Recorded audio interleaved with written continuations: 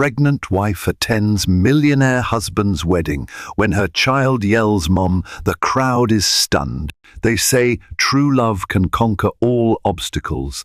But what if those obstacles include a secret wedding, a shocking pregnancy, and a missing husband with fortunes at stake? In this tale of deception and heartbreak, Sophia Carter, a lonely yet determined mother-to-be, finds herself face to face with the unimaginable, the lavish wedding ceremony of her millionaire husband, Andrew Hall, to another woman. No one in attendance suspects that the quiet stranger at the back of the opulent hall is already his legal wife. Until, in a moment that halts every whispered conversation and dims every sparkling chandelier, a small child's voice cries out, "Mom!" Sophia Martinez had grown accustomed to life's humbler pleasures.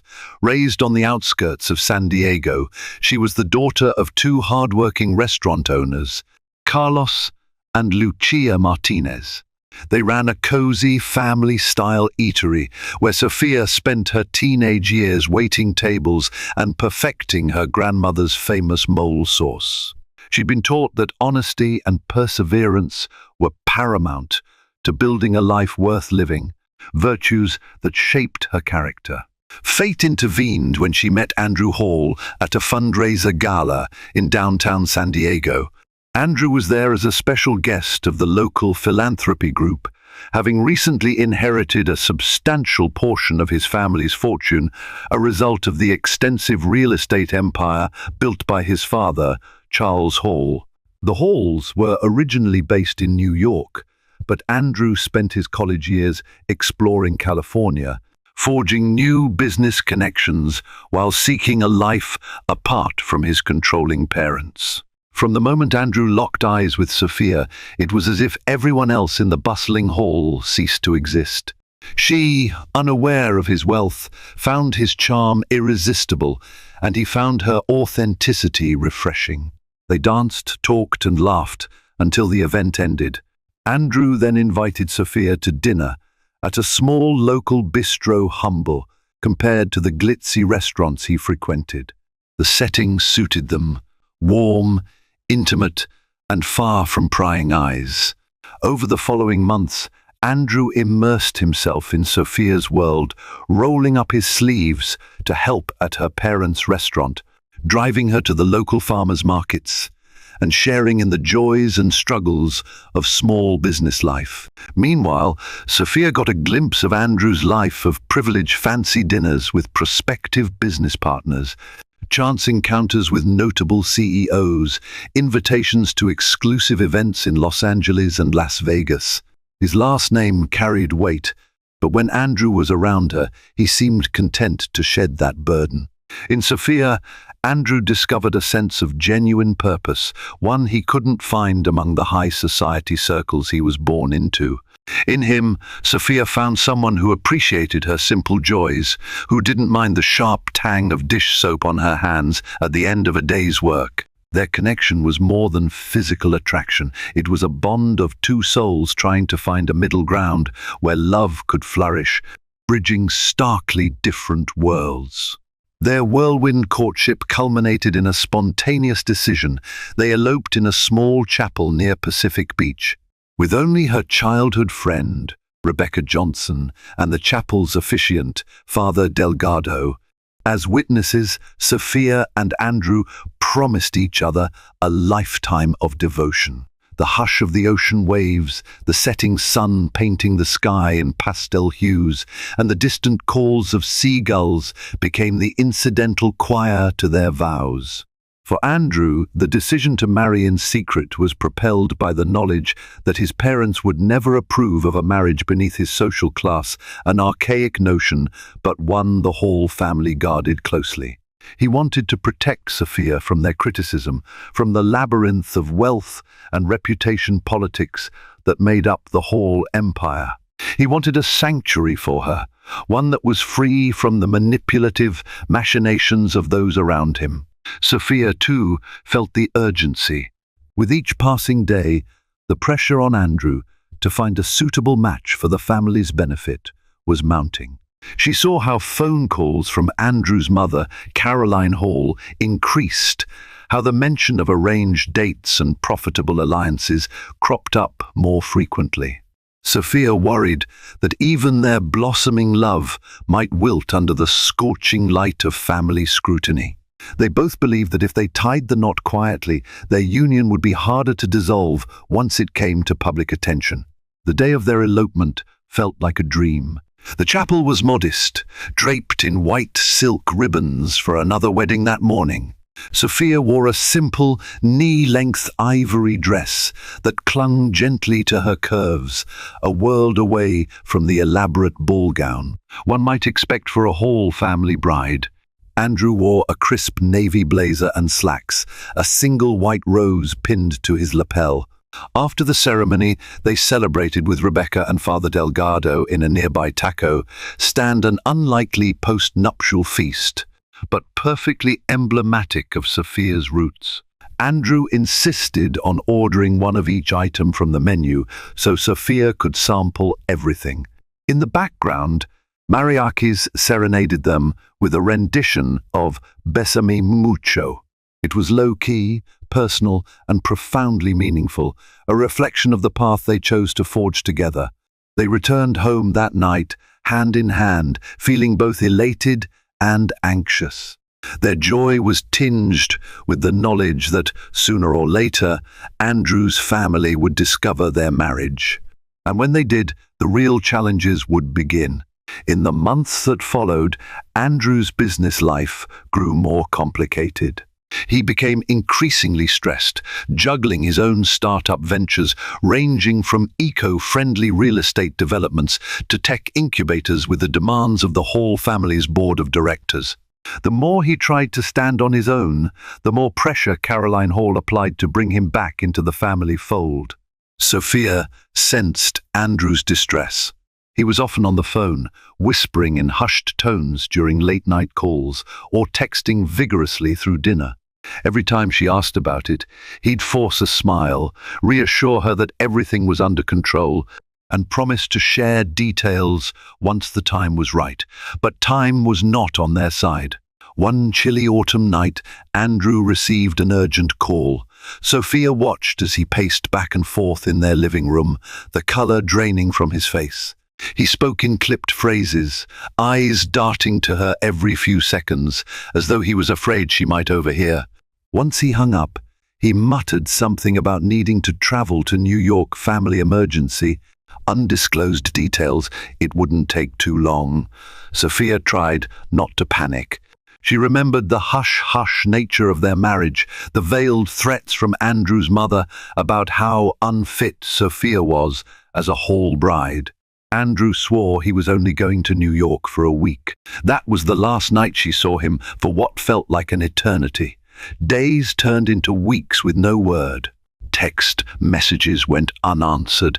Phone calls went straight to voicemail. Sophia scoured every social media platform, every news site featuring business magnates. Nothing. Andrew had vanished into thin air. She tried contacting Andrew's father, Charles Hall, but the man's brusque secretary insisted. Mr. Hall was unreachable. Caroline Hall's number was similarly guarded. Friend after friend declared they had no knowledge of Andrew's whereabouts or claimed they were sworn to secrecy. Even Andrew's sister Isabel Hall dodged Sophia's calls. Anxiety consumed her days. Her appetite faltered, and nights were spent sleepless on their couch, phone clutched in her hand in hopes he'd call. Loneliness seeped into her thoughts, breeding doubt and fear. Could Andrew have abandoned her? Was the family forcibly keeping him away? Did something worse happen? Finally, one morning, Sophia decided she couldn't wait any longer. She booked a flight to New York. If Andrew wouldn't return home or answer her calls, she'd find him herself. Little did she know that her journey would reveal truths more devastating than she could ever imagine. New York City's winter air greeted Sophia with a chill that stung her cheeks. She clutched her coat tighter, determined not to let the freezing gusts weaken her resolve. Armed with the address of the Hall family's Manhattan penthouse, she navigated the bustling sidewalks until she stood before a gleaming skyscraper on Fifth Avenue. Upon entering the luxurious lobby, she approached the front desk. The doorman, clad in a well-pressed uniform, regarded her skeptically when she mentioned she was there to see Andrew Hall. After several minutes of terse phone calls and disapproving glances, the doorman finally escorted her to an elevator that soared to the top floor. Stepping out onto the private foyer, Sophia felt her heart pound. The door swung open to reveal Caroline Hall herself.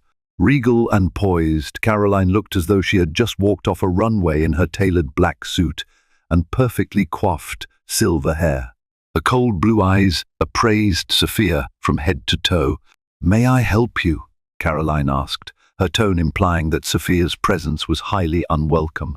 "I'm here to see Andrew," Sophia replied, voice trembling with a mix of fear and desperation. Caroline's lips curved into a frosty smile. "Andrew is preoccupied with family matters. Why don't you return home and let him deal with them? I'm his wife." The declaration hung in the air like a bombshell. Caroline's smug expression froze momentarily before she let out a derisive chuckle. "You're mistaken if you think a little ceremony on a beach could bind Andrew to you," she said icily. "He's a Hall. He has responsibilities that far exceed whatever arrangement you believe you had with him." Sophia tried to control her mounting panic. "Where is he?" "You have no right to demand anything in this house," Caroline spat. "As for Andrew, he's moved on to bigger and better things. The company needs him, needs a proper Hall. You should have known that from the beginning." The conversation ended abruptly when Caroline's phone buzzed. She stepped away to answer it, leaving Sophia in the silent foyer. Sophia felt tears prick her eyes. Her intuition screamed that something was gravely amiss. But before she could gather herself, Caroline returned, dismissing her with a gesture. "Don't come here again," Caroline warned. "You'll only embarrass yourself. Andrew will contact you if and when he sees fit." With that, the door slammed shut, leaving Sophia in a state of shock. She realized with dread that Andrew's family might have succeeded in tearing them apart, and she was now completely alone in a city that felt as cold as Caroline's glare. Heartbroken and overwhelmed, Sophia stumbled onto the streets of Manhattan. The cacophony of car horns and throngs of people moving purposefully in every direction felt surreal. Everywhere she looked, life went on as if her world hadn't just shattered. She needed answers, but they were locked away behind the Hall family's impenetrable walls. Desperate, she sought out an old acquaintance from a charity event, a junior executive named Marcus Powell, who worked for the Hall family's real estate division. She remembered him as polite and somewhat sympathetic. After a series of frantic calls, she managed to persuade Marcus to meet her at a nearby coffee shop in Midtown. When Marcus arrived, he cast nervous glances around the cafe, as if afraid of being followed. Over a cup of steaming black coffee, he confirmed her worst fears. Andrew was indeed in New York, but he was rarely seen in the public eye. Rumors swirled among company executives that the elder Halls had orchestrated a new business alliance and possibly a new engagement for Andrew to secure a multi-million-dollar merger. There's talk of him marrying Elizabeth Harrington, the daughter of Charles Harrington, who owns a large chain of luxury hotels, Marcus confided in a hushed tone. "Your marriage was never officially recognized among the board members. They think it was some fling." Sophia's heart pounded. "That's impossible. We have a marriage license, a legal ceremony." Marcus shrugged helplessly. "The Halls are powerful, especially Caroline. If she wants something erased, she has the means to do it." Tears blurred Sophia's vision. She felt used, betrayed, but she pressed on. "Does Andrew even know what's happening? Why would he agree to any of this?" Marcus sighed. He's being strong-armed by his parents. They claim the family business is in dire need of a partnership with the Harringtons. Some big project is falling apart. Andrew's not just a pawn, he's also a father's heir, with a duty to protect the Hall name. Maybe they threatened him, maybe they're controlling him, I don't know. Before Sophia could ask more, Marcus glanced at his watch, muttered an apology, and hurried away. His last words offered a sliver of hope. Don't give up on him yet. If Andrew married you, it means he loves you, no matter how the Halls try to spin it. Sophia was left alone with a newfound terror growing inside her. As she took a deep breath, the truth clanged through her mind, louder than the city's ever-present din. She might not only be fighting for her husband, but for her unborn child. Striding through the crowded sidewalks, Sophia pressed a protective hand against her abdomen. Could the stress and anguish of the last few weeks have caused her to miss the obvious signals her body was sending? She thought of the mild bouts of nausea, the unexplainable fatigue, and her sudden aversion to certain foods she once loved. A trembling sense of anticipation coursed through her as she hailed a cab and headed to the nearest pharmacy. Back in her modest hotel room in Queens, she stared at the 2 lines on the pregnancy test. Positive. Her breath caught in her throat. A flurry of emotions, joy, fear, disbelief collided in her chest. She thought about calling Andrew, but the futility of that notion sank like a stone.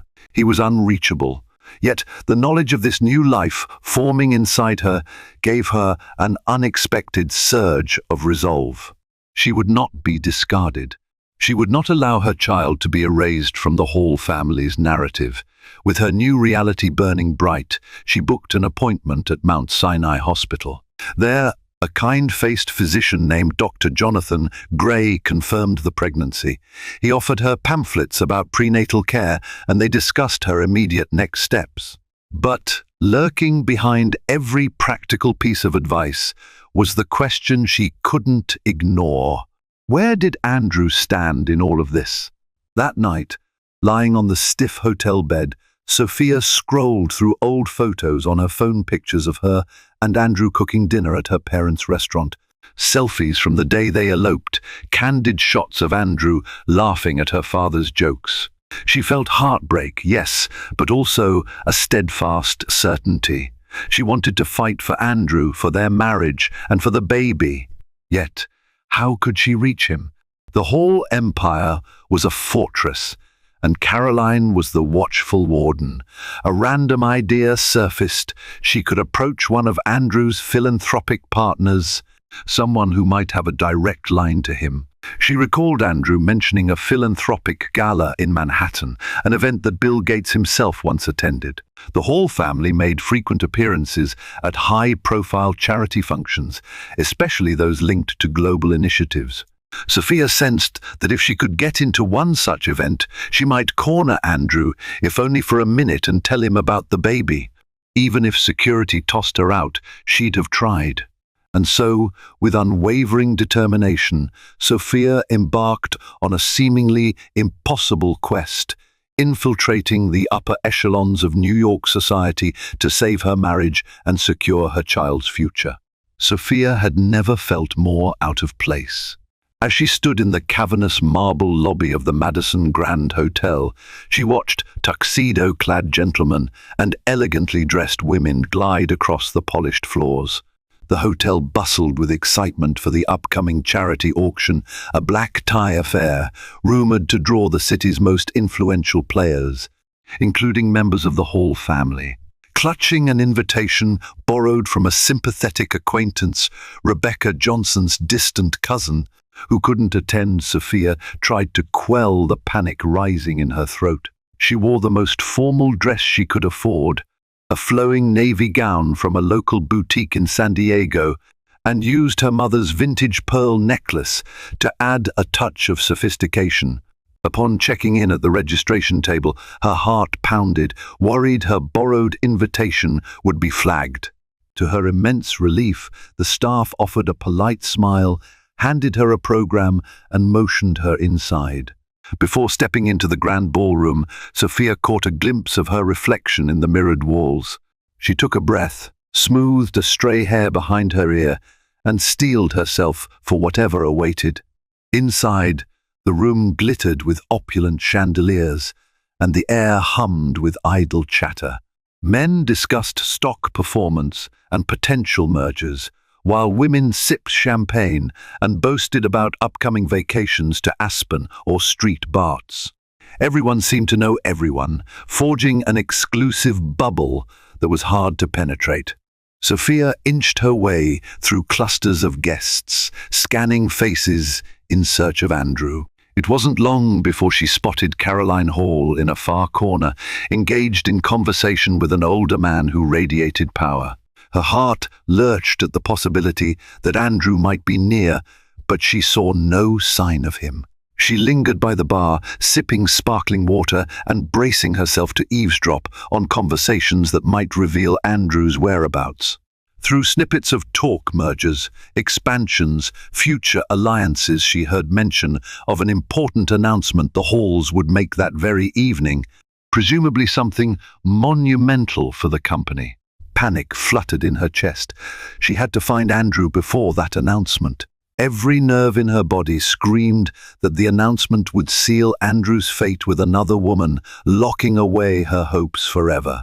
She could feel protective instinct blooming for the unborn child she carried. She refused to let her child be born into a world that denied its existence. And so, with renewed determination, Sophia dove deeper into the crowd, ready to confront anyone who could lead her to Andrew. Weaving her way through the ballroom, Sophia studied every tuxedo, every gait, every flicker of hair that resembled Andrew's.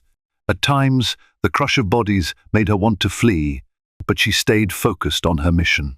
Eventually, her persistence paid off. She spotted Charles Hall, Andrew's father, standing near the raised dais. Tall, with graying temples and a stern demeanor, Charles was speaking with a handful of reporters. A hush fell across the room as the announcer's voice boomed over the speaker system, welcoming everyone and hinting at a special statement from the Hall family. In a swirl of designer gowns and tailored suits, Charles took the mic. His calm, authoritative voice addressed the ongoing philanthropic efforts their company was spearheading, a new housing project in underserved communities, done in collaboration with Harrington Hotels. Applause erupted. Then a second figure stepped onto the dais, Elizabeth Harrington. She was statuesque, with a confident stride, her hair styled in a sleek chignon. As cameras flashed, she offered a practiced smile. Then Charles Hall smiled broadly and declared that their two families, Hall and Harrington, would unite not just in business, but in marriage. Applause again, along with hushed gasps. Elizabeth Harrington stood poised, accepting congratulations as if it were her due. Sophia's chest constricted. She braced herself against a nearby table, her mind spinning. Where was Andrew? Why wasn't he standing there with Elizabeth? Was he even present? She edged closer to the dais, half expecting Andrew to emerge any moment. But the announcement ended and the crowd dispersed into excited whispers. Suddenly, Marcus Powell appeared at her side, his expression filled with alarm. "Sophia, what are you doing here? If Miss S. Hall sees you..." Sophia's voice trembled as she confronted him. "Where is Andrew?" They just announced his engagement to Elizabeth Harrington, without him even being here. Marcus hesitated before nodding to a corridor off to the side. "He's backstage, I think. They're probably keeping him hidden to maintain appearances. Security is tight." Without waiting, Sophia rushed toward the corridor. Two large security guards blocked the entrance. Sophia's adrenaline surged. She fished out a business card from her purse, one that still bore Andrew's name from a past event, and flashed it, stammering that she was Andrew's personal assistant, there on an urgent matter. The guards exchanged skeptical looks, but her trembling sincerity momentarily threw them off. They let her pass, warning her not to linger. Heart hammering, she stepped into the dimly lit corridor, prepared to finally confront Andrew. But nothing could ready her for what she was about to discover. Sophia's footsteps echoed in the quiet backstage area, her pulse thrumming in her ears. She heard voices from around a corner and froze. She recognized Andrew's distinct baritone, laced with an edge of frustration. Taking a deep breath, she inched closer. Andrew stood with Elizabeth Harrington, but their body language spoke volumes. They were locked in a tense conversation. Elizabeth, arms crossed, wore a tight-lipped expression. Andrew ran a hand through his hair, his agitation evident. "I told you I won't go through with it until—" Andrew began, but Elizabeth cut him off. "You don't have a choice. Our families are counting on this, and I won't have you jeopardize it. The press already got wind of the engagement. The official announcement is made. There's no turning back." Her voice was clipped, a far cry from the refined, gracious persona she displayed moments earlier. Before Andrew could respond, Sophia stepped forward, her voice trembling. "Andrew." The color drained from Andrew's face at the sight of her. "Sophia," he whispered, eyes wide with shock and relief. For a moment, time seemed to stand still as husband and wife locked eyes. He took a step toward her, but Elizabeth quickly inserted herself between them. "And who might you be?" Elizabeth demanded, scanning Sophia from head to toe with disdain. Sophia's lip quivered. "I'm his wife." A hush fell. Andrew let out a shuddering exhale, glancing at Sophia's abdomen as though sensing what she carried. Elizabeth's face flashed with confusion, then contempt. She looked at Andrew, waiting for him to refute the claim. Andrew swallowed hard. "Elizabeth, I should have told you this from the start. Sophia is—" Elizabeth held up a manicured hand. "Save it. I've already heard rumors about some secret fling you had in California. Now she's here, playing the devoted wife." Her eyes flicked to Sophia. "Let me guess. You want money. A little hush-hush settlement so you can disappear and let Andrew do his duty." Sophia bristled. "I'm not here for money," she said, voice shaking. "I'm here for my husband. I needed to know why he abandoned me. And now I have more to fight for." She placed a protective hand over her stomach, tears threatening to spill. "I'm pregnant." The weight of her confession suffused the hallway with near-palpable tension. Andrew stared, a mixture of shock and joy crossing his features. Elizabeth's expression curdled into anger. In that single moment, everything changed.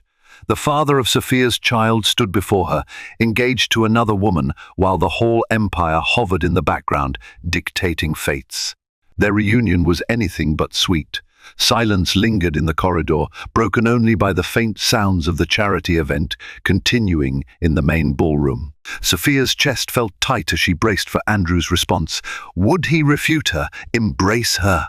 Or was he too ensnared by the Hall family's demands? Andrew reached out to touch Sophia's arm gently, but Elizabeth slapped his hand away. "Don't you dare," she hissed. "This is exactly why we had to keep you away from California, because you refused to let go of your past." Sophia's jaw clenched. "He doesn't belong to you. Andrew and I are legally married. And now that I'm pregnant, you have no right to keep him from us." Elizabeth scoffed, turning to Andrew with a dangerous glint in her eye. "Are you going to stand there and let her manipulate you? Did you think you could hide a marriage from me and my father forever?" Andrew's gaze flicked to Sophia, his eyes brimming with regret.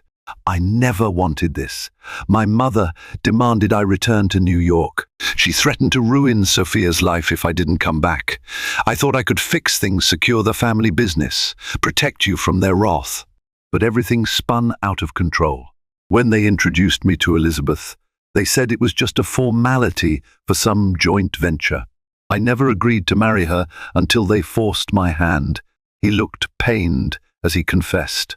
They threatened to declare our marriage invalid, to block all my resources. They even threatened your parents' restaurant in San Diego. I felt cornered. Tears pooled in Sophia's eyes. "You should have told me," she whispered. "We could have fought this together." Elizabeth, arms crossed, inhaled sharply. "So you're telling me this entire arrangement was built on lies? That you're not fully committed to the Harrington Hall merger?" Andrew faced her with a resolute calm.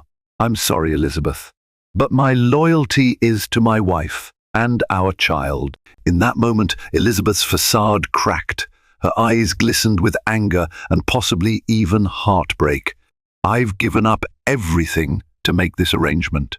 Do you think my father will let you walk away scot-free? Do you think your mother will let this pass? You've destroyed two families' reputations tonight." She stormed off, presumably to report back to Caroline and Charles Hall. Sophia stood speechless, the enormity of the situation hitting her in waves. Andrew gently cupped her face, tears of guilt and relief marking his features. But they both knew that the battle was only just beginning. Despite Andrew's defiance, the Hall family and the Harringtons pushed forward with their public engagement announcement. The media quickly picked up the story of the impending union of two powerful business dynasties. Sophia became an afterthought, a rumor whispered about in private circles.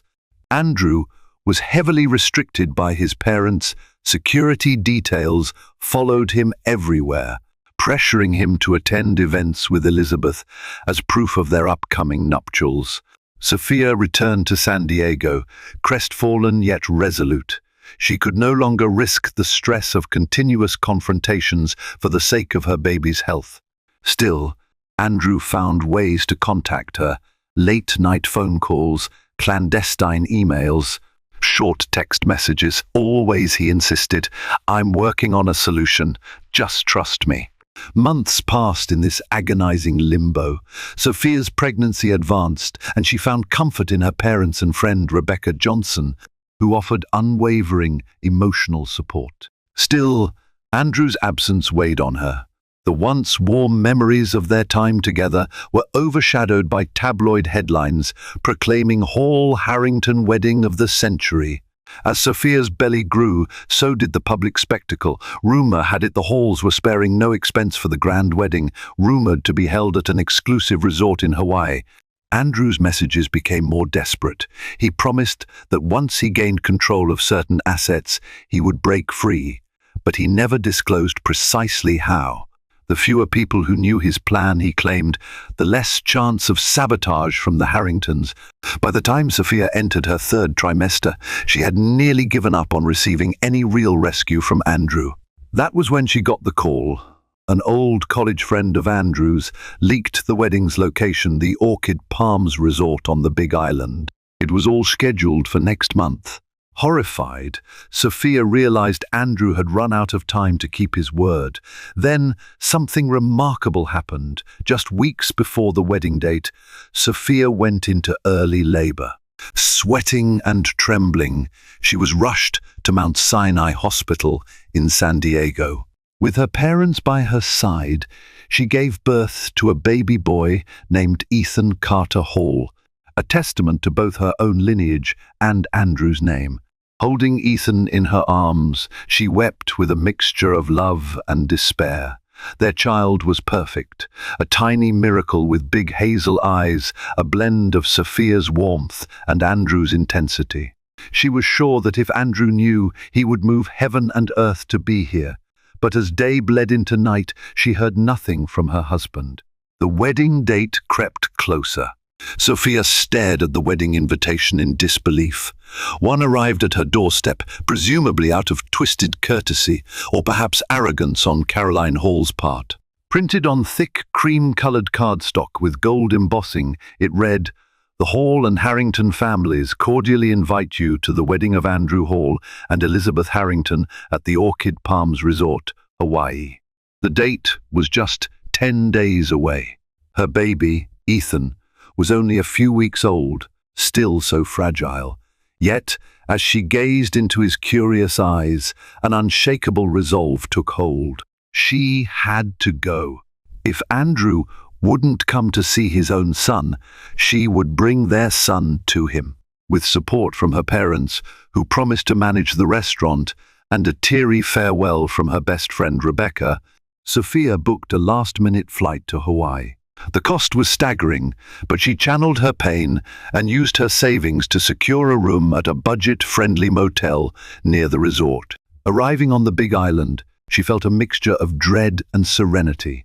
The island's lush greenery, fragrant hibiscus, and rolling waves in the distance were in stark contrast to the turmoil she faced. She carefully swaddled Ethan, shielding him from the tropical sun, and headed to the resort. At the Orchid Palms gates, security swarmed, scanning each guest's name against a VIP list. Using the formal invitation, Sophia gained entry, though the suspicious stares of the staff followed her. She kept a low profile, hugging the edges of the resort's manicured gardens. The wedding was scheduled for the next day. Tonight would be the final rehearsal dinner, a private affair. If she could just get close enough to Andrew, show him Ethan, maybe everything would change. She managed to track down the lavish event hall, glowing with lanterns and thronged by well-dressed guests. Waitstaff darted around with silver trays of hors d'oeuvre, and the sweet melody of a string quartet drifted on the balmy night air. Sophia, feeling out of place in her simple sundress, cradled Ethan in her arms, scanning the crowds for her husband. Her heart nearly stopped when she spotted Andrew in a crisp white shirt and linen trousers, greeting guests alongside Elizabeth. From the distance, she could see the tension in his posture, the forced grin on his face. But how could she approach him with everyone watching? She feared one misstep could have security dragging her away. Still, she had to try. Tomorrow would be too late. Sophia hovered behind a cluster of palm trees that lined the perimeter of the open-air event space. She was close enough to observe the forced pleasantries between Andrew and Elizabeth. Occasionally, Elizabeth would lean in with a practiced smile, whispering something that made Andrew's jaw clench. The facade they displayed was picture-perfect for the cameras, but Sophia could see the unspoken turmoil beneath. Ethan stirred in her arms, letting out a soft whimper. Sophia gently soothed him, praying he wouldn't cry. Every fiber of her being urged her to do something, but the presence of security guards stationed near Andrew made it complicated. She had to be strategic. One brazen attempt to cross the lines would get her ejected, or worse, she might lose any chance to see Andrew at all. She was contemplating how to proceed when a figure stepped out from behind another cluster of guests, Marcus Powell. He caught sight of Sophia, his eyes widening. With a quick glance around, he discreetly motioned for her to follow him to a quieter corner of the garden. Once there, he whispered urgently, "You shouldn't be here." "If Caroline or Elizabeth sees you," Sophia's face was etched with desperation, "I have no choice. Andrew needs to know he has a son." Marcus's expression softened. "Look, Andrew tried to tell them. He threatened to call the wedding off, but they threatened a lawsuit that would destroy him financially. They even threatened your parents' livelihood again." He felt trapped, convinced that the wedding had to go forward. Sophia's eyes filled with tears. "They can't keep him hostage forever. This is insane." Marcus rubbed his temples. "You're right, but you need a moment alone with him. Leave it to me. I'll create a distraction during the ceremony tomorrow." "It's the best I can do." Sophia hesitated, hugging Ethan closer. "I can't just stand by and watch him say I do to her. He has to know about Ethan before he makes that choice." Marcus looked at the baby, a flicker of sympathy in his eyes. "I'll do what I can." With that, he slipped back into the sea of guests, leaving Sophia with a fragile thread of hope. That night, she returned to her motel room, her stomach in knots. She cradled Ethan to sleep, humming the lullaby her mother once sang to her. Tomorrow, her entire life and the future of her son hung in the balance. She knew the Hall family's power could crush her, but her love for Andrew and Ethan's right to a father gave her the courage to face whatever may come. The morning of the wedding dawned in a breathtaking palette of gold and peach. White satin ribbons fluttered in the ocean breeze, and rows of white chairs lined the resort's manicured lawn, overlooking the azure sea. Guests filed in, clad in designer suits and vibrant dresses that shimmered in the Hawaiian sunshine. Paparazzi lingered at a respectful distance, lenses ready to capture the wedding of the century. Sophia had never felt more out of place. Yet she was there, wearing a simple white sundress under a light shawl. She kept Ethan swaddled against her chest. Standing behind a row of tropical plants, she tried to stay unnoticed while waiting for the ceremony to start. Her plan was uncertain. Would Marcus come through with his promised distraction? Would Andrew see her amid the crowd and call everything off? Or would the wedding proceed, sealing her fate as an outcast? The hush of anticipation fell as the music swelled. Elizabeth Harrington glided down the aisle in a couture gown, each step confident and assured. Andrew waited at the end of the aisle, looking every bit the reluctant groom, though stoic in his tailored suit. Caroline and Charles Hall, along with Charles Harrington, watched from the front row, satisfaction gleaming in their eyes. When Elizabeth reached Andrew, she clasped his hands, her expression a perfect blend of devotion and triumph for the cameras. The officiant began speaking, extolling the virtues of marriage and unity. Sophia's heart pounded so loudly she was sure people nearby could hear it. As the officiant neared the vow exchange, her desperation grew unbearable. Ethan, sensing her tension, stirred and began to fuss. She could feel his tiny limbs twitching against her. Around her, guests were transfixed on the couple, the air thick with anticipation. Andrew's voice trembled as he repeated the officiant's words, but he didn't pull away. Suddenly, a commotion erupted near the catering area. A loud crash echoed across the lawn. Waiters rushed about, trays clattering as a tower of champagne glasses toppled. Some guests jumped to their feet. The officiant paused, uncertain. Sophia recognized her cue. Marcus had come through with his distraction. Summoning every ounce of courage, she stepped out from behind the foliage. Clutching Ethan, she made her way down the side of the aisle, her heart pounding like a war drum. She locked eyes with Andrew, just as he was about to slip the ring onto Elizabeth's finger. Time seemed to slow. This was it, the moment that would change everything. Following Andrew's public denouncement of the wedding, chaos erupted. Security struggled to contain paparazzi, who clamored for close-up shots of the family drama. The Harringtons, mortified, stormed off with a swirl of outraged guests trailing behind. Meanwhile, Caroline and Charles Hall confronted Andrew in a secluded corner of the resort's grounds. Their anger barely concealed behind forced smiles for the cameras still lingering. Caroline's voice seethed with hostility. "Do you have any idea what you've done? You've ruined everything. The merger was our last chance to stabilize the company after the last investment failure. You've destroyed our reputation, Andrew." Andrew cradled Ethan protectively. "You destroyed it yourselves the moment you tried to force me into a loveless marriage and threatened Sophia's family. I won't be your pawn anymore." Charles stepped forward, leveling a stern glare at Sophia. "This girl, this child, are liabilities we can't afford." Sophia bristled, but before she could speak, Andrew cut in. "Watch your tone, father. Sophia is my wife. Ethan is my son. If you try to harm them, legally or otherwise, I will fight you every step of the way." Caroline's lip curled. "You'll regret this.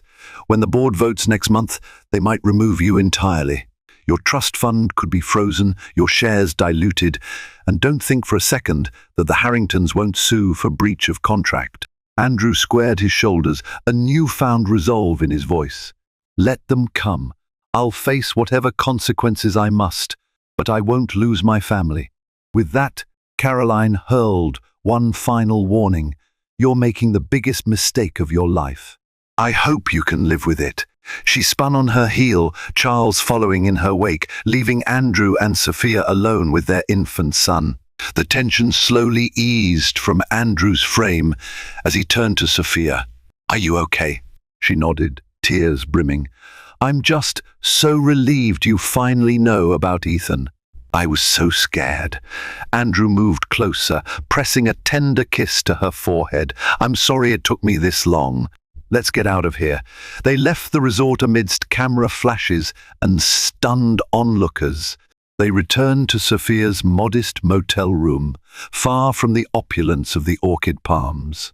The tension of the evening gave way to a quiet intimacy as Andrew carefully rocked Ethan to sleep, awe and love shining on his face. Despite the looming threats from both families, the three were together at last. Little did they know, their challenges had only just begun. The days following the halted wedding were a whirlwind of legal notices, scandalous headlines, and frenzied speculation in the business world. Tabloids splashed photos of Andrew cradling baby Ethan, labeling Sophia a mystery woman who had upended one of the most prominent society weddings in recent memory.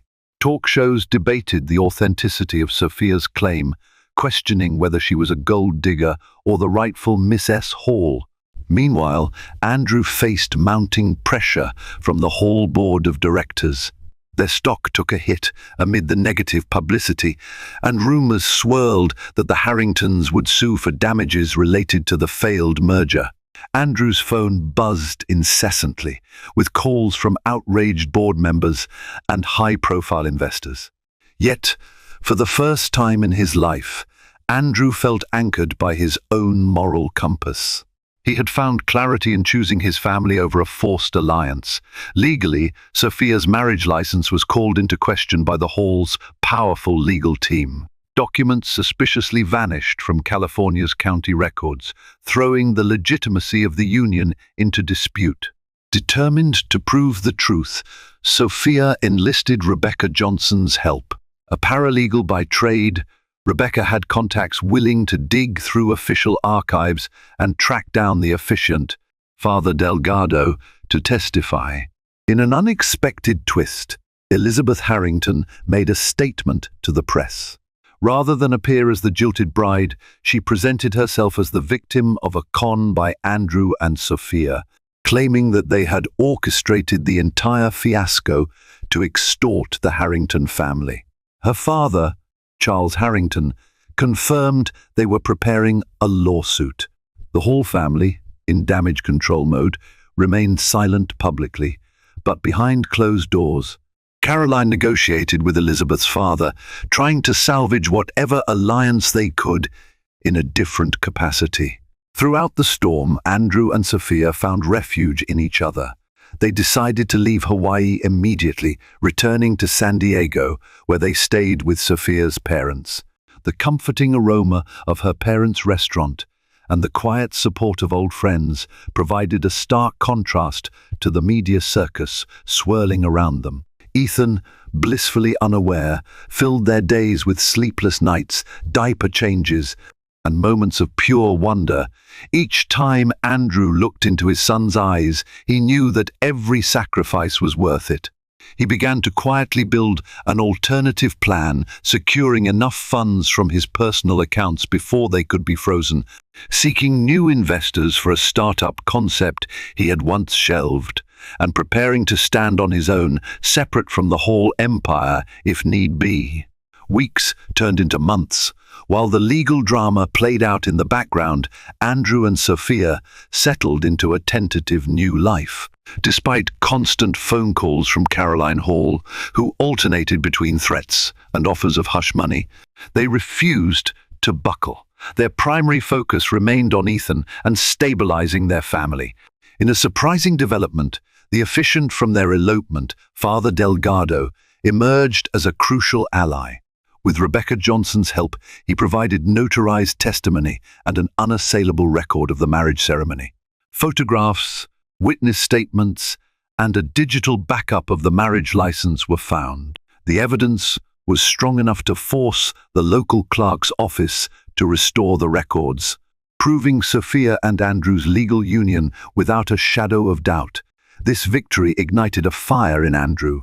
With their marriage validated, the Hall family's attempts to paint Sophia as an interloper lost credibility. He reached out to a journalist he trusted, Emily Brooks from the New York Times, who had once interviewed him for a philanthropic piece.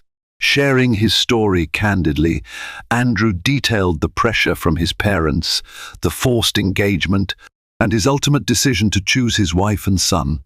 Emily's resulting article, The Hall Heir Who Walked Away, shocked high society and elicited both condemnation and admiration from readers nationwide.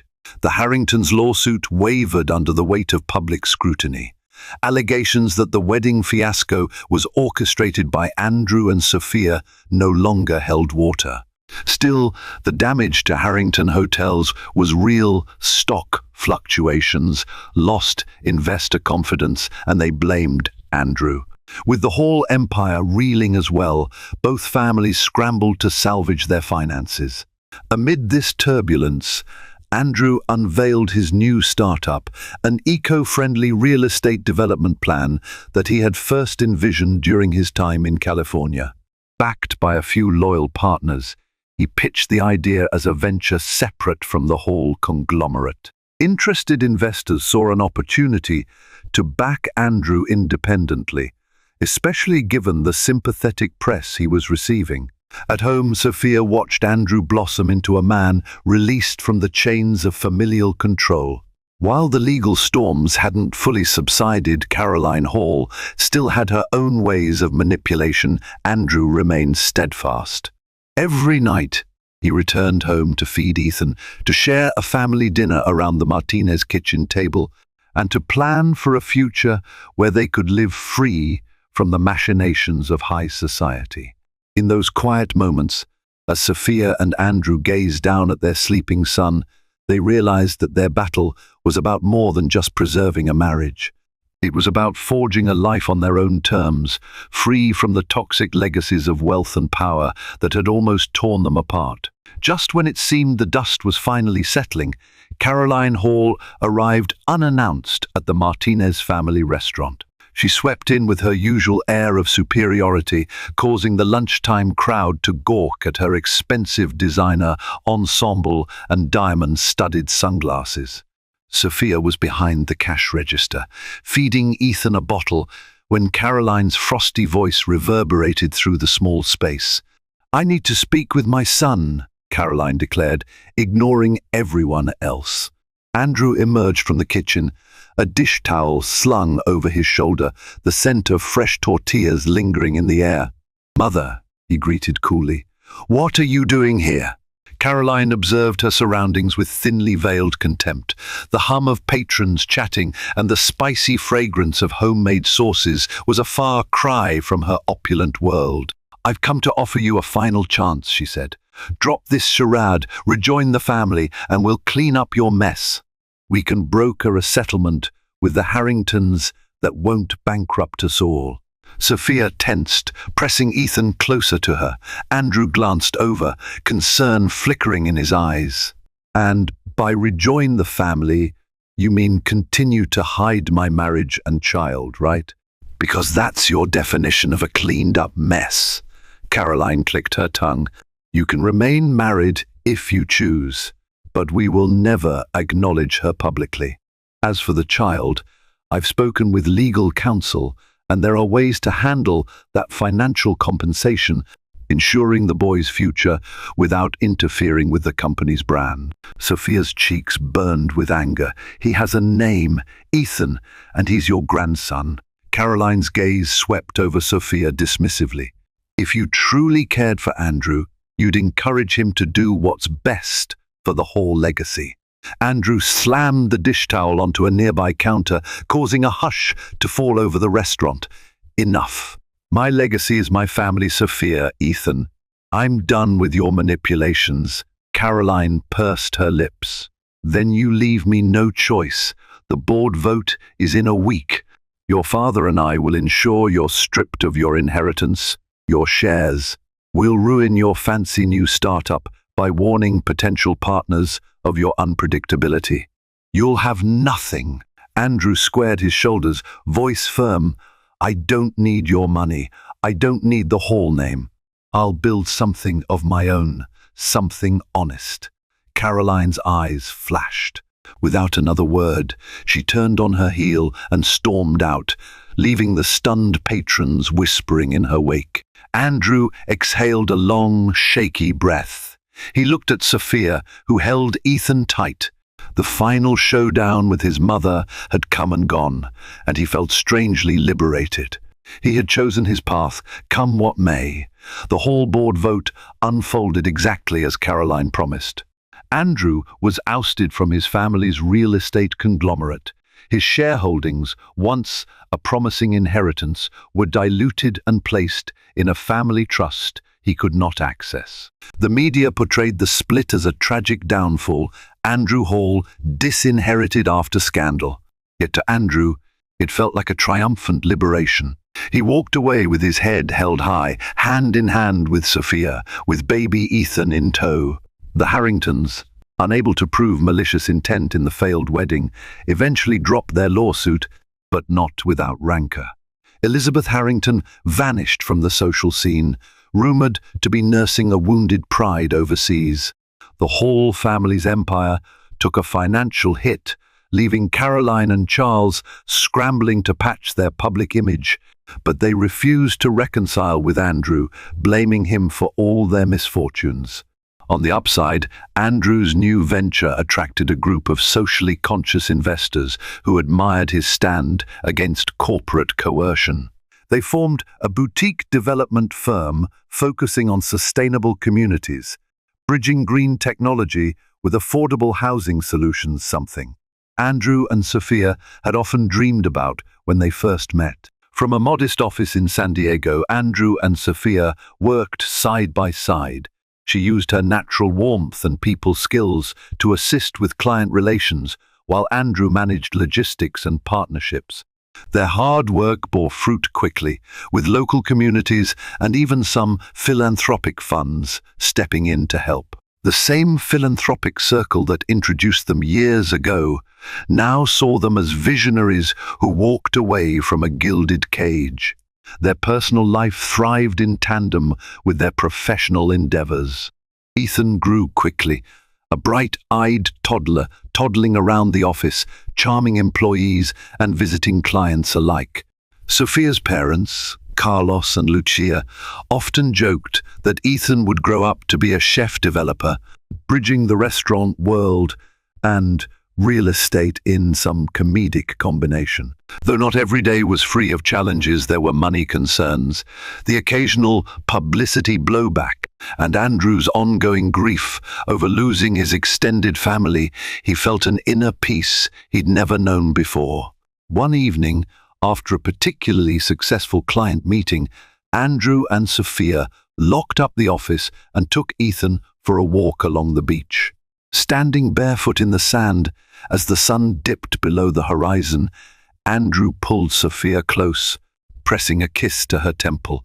"I'm sorry for all the pain I put you through," he murmured. "But I'm so grateful to have you and Ethan. I wouldn't change a thing." Sophia smiled, tears glistening in her eyes. "We have each other, and that's more than enough. This is our real legacy: love, honesty, and a chance to shape our own destiny." And so ends the tumultuous saga of a young mother and a millionaire heir who risked everything to stand by their vows. From secret elopements to dramatic showdowns, public scandals to private heartbreak, Sophia and Andrew discovered that no sum of money or social standing can replace loyalty, love, and family. In the end, they chose a life of authenticity, built upon trust and a willingness to fight for one another. They say every marriage holds secrets, but Lillian Westfield never imagined hers would nearly destroy her, especially while carrying her first child. Married to billionaire investor Christian Westfield, she believed her love story resembled a fairy tale: lavish galas, private jets, a mansion overlooking Central Park. But beneath the glittering surface brewed a betrayal so brazen it arrived with a financial invoice. The audacity. It wasn't from her husband. A mysterious woman sent Lillian a bill for services provided itemized with shocking demands. Stunned and pregnant, Lillian refused to be a victim. Instead, she crafted divorce terms so powerful they rocked New York's elite to its core. Lillian Westfield first met Christian Westfield at an auction for the Metropolitan Museum of Art. The year was 2015. The moment she spotted his dark, tailored suit and confident stride, she felt a jolt, a mixture of caution and attraction. She had grown up hearing about powerful men from her father, a former advisor at Goldman Sachs, who used to remind her that wealth can be as ruthless as it is glamorous. Yet Christian's charm disarmed her. He didn't just seem wealthy. He seemed genuinely passionate about the arts, about philanthropy, about living a life of meaning. At first glance, their life together looked plucked from a storybook. They traveled to Europe every summer, explored hidden architectural gems, and built a philanthropic foundation aimed at supporting children's education in underdeveloped regions. Lillian, an accomplished interior designer, had her own thriving business, establishing herself as the go-to decorator for boutique hotels in Manhattan. As a power couple, they often shared front-page features in lifestyle magazines.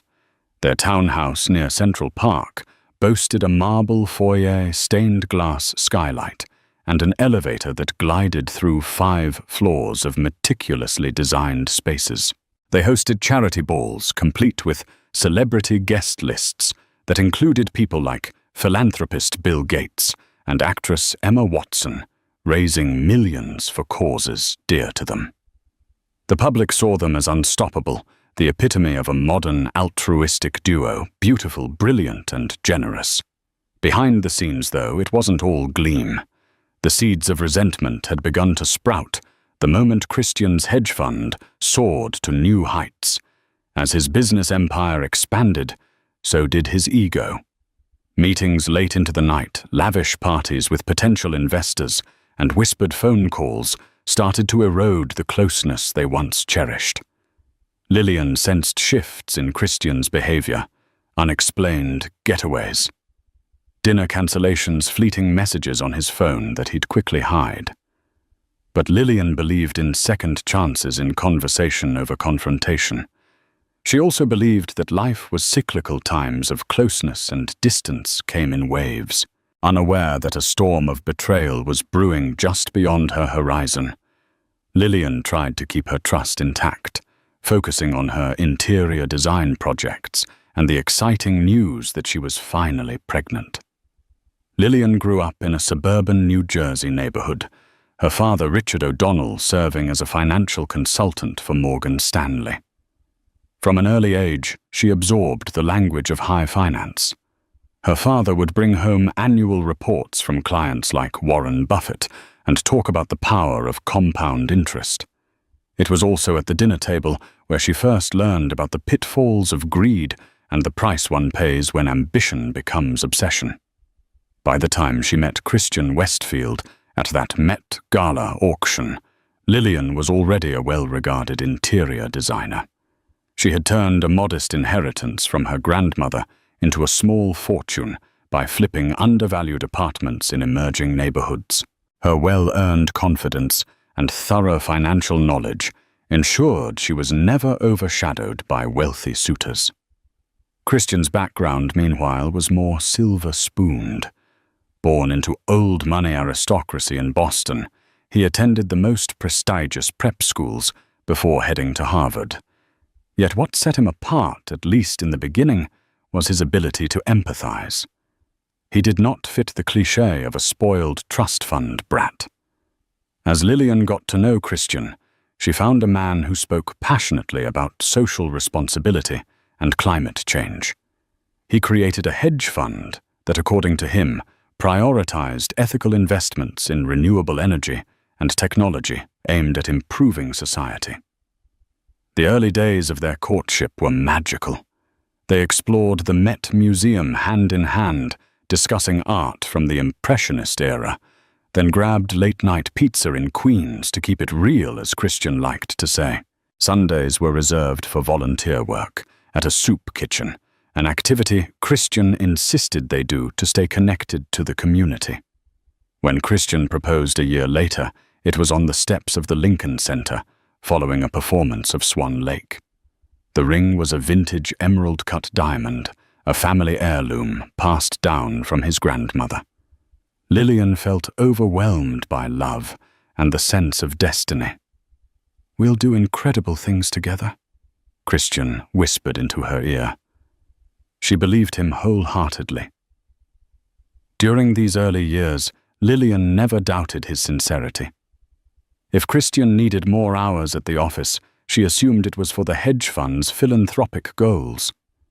If he was secretive at times, she chalked it up to the demands of client confidentiality. How could she have known that beneath the facade of social consciousness and genuine heart, the seeds of infidelity would eventually take root? Running her own interior design firm had not been easy. Lillian's first big break came when she was approached to redesign the interior of a boutique hotel in Soho.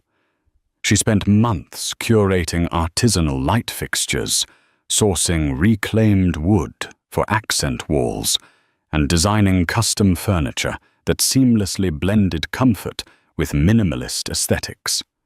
The project earned her a feature in Architectural Digest, catapulting her into Manhattan's elite design circle. Lillian soon expanded her portfolio, taking on high-profile clients.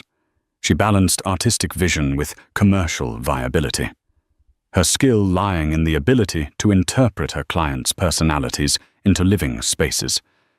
Rich colors and subtle textures became her signature.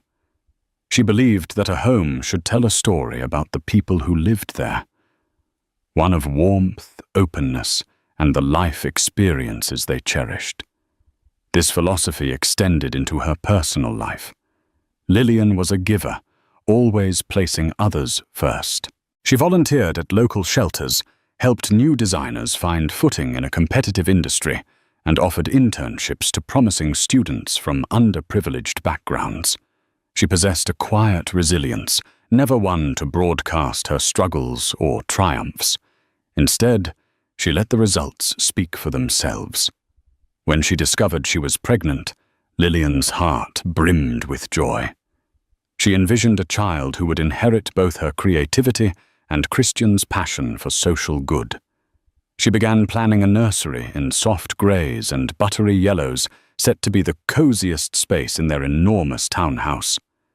But amid her excitement, she noticed the first ripples of tension with Christian. He seemed distracted, his phone always buzzing with calls from work. Occasionally, she would overhear bits of hushed conversations that ended abruptly once she entered the room. Still, she clung to hope. Love, after all, had guided them this far, and she believed people could weather storms if they communicated openly.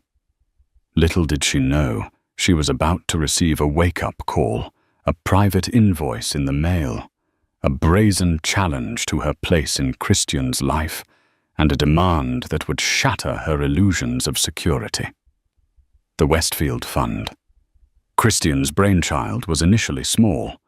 He invested mostly in tech startups that promised environmental solutions, solar energy, wind turbines, and eco-friendly manufacturing. His success stories included early investments in Tesla and Beyond Meat, which propelled the fund into the spotlight as an example of how ethical investments could also be lucrative. As the fund grew, Christian found himself rubbing shoulders with New York's most prominent financiers. He attended exclusive gatherings at the St. Regis Hotel and private dinners in penthouse suites overlooking the Hudson River. Clients flocked to him, eager to be associated with a fund that claimed to do good for the planet while multiplying returns. Those who studied Christian's ascent closely noticed how everything seemed to accelerate after a lavish weekend in the Hamptons, hosted by none other than Robert Crown, the reclusive oil magnate turned philanthropist. Rumors circulated about who Christian rubbed elbows with that weekend executives from Morgan Stanley. A few tech geniuses and some foreign dignitaries known to hold massive generational wealth. Some friends teased Christian that he was transforming from a philanthropic dreamer into a cutthroat tycoon. He laughed it off, but something undeniably shifted in him. He started wearing bespoke suits from Savile Row, arrived at charity galas in a chauffeur-driven Bentley, and increasingly prized the image of success. It was as though he believed the appearance of virtue was as important, if not more so, than actual virtue. Lillian noticed these changes. In the past, Christian had spoken passionately about supporting impoverished villages in Africa. Now he was too busy managing new deals to attend the foundation meetings. He insisted that a thriving hedge fund would allow them to give more. "We're playing the long game," he'd say, with a charming smile. But after each new infusion of capital, Christian seemed more restless. Phone calls lingered late into the night, often behind closed doors. Lillian could sense an invisible wall erecting between them. When she tried to get his attention mentioning new designs, philanthropic initiatives, even her doctor's appointments, his replies were absent-minded and perfunctory. Despite her growing concerns, she hoped it was a phase. Many men, she reasoned, became workaholics to secure a future for their families. And with her pregnancy, perhaps Christian felt added pressure to expand their wealth. But those suspicions about him, having secrets, whatever they were, gnawed at her, a persistent whisper in the back of her mind that refused to be silenced. A few months into her pregnancy, Lillian started noticing anomalies that went beyond mere busyness. On Christian's nights out, supposedly spent with venture capitalists, he would come home with a faint trace of perfume floral notes she had never owned. When Lillian asked about it, he laughed it off. "You know how parties are," he said. "People hug your suit, picks up 1,000 cents. Lillian tried to brush it aside, but more clues surfaced: phone calls at odd hours that Christian would abruptly dismiss as wrong numbers. Suspicious credit card charges at a spa in Midtown on nights he claimed to be at the office, plus the occasional text message from unfamiliar names, women she had never heard of. Christian's excuses stacked up. The tension seeped into every corner of their relationship. Their once lively breakfast chats turned into stiff, polite conversations about schedules and surface matters. No deeper connection, no spontaneous laughter. At times, Christian looked at her belly as though it was both a blessing and a burden. One evening, as Lillian worked late on a new design proposal, she discovered Christian had left his iPad open on the kitchen counter. A message appeared, the preview reading, "Miss me already?" She felt a surge of panic. Before she could unlock the device, Christian swooped in, snatched it, and wore a guarded expression.